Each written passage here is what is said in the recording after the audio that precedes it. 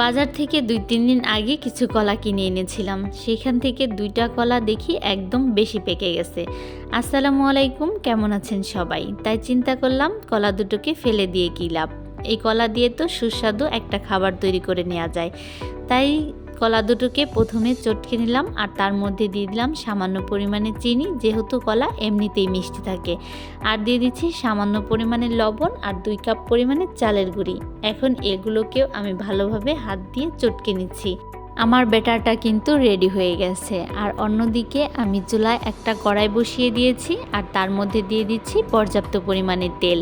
তেলটাকে গরম করে তারপরে আমি হাত দিয়ে ব্যাটারটাকে বড়ার শেপ করে তেলের মধ্যে দিয়ে দিব।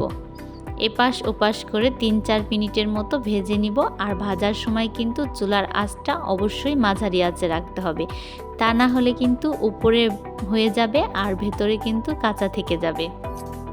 এটাকে আমি মিডিয়াম আঁচে ২ থেকে ৩ মিনিট ভাজার পরে আমার পিঠাটা কিন্তু তৈরি হয়ে গেছে।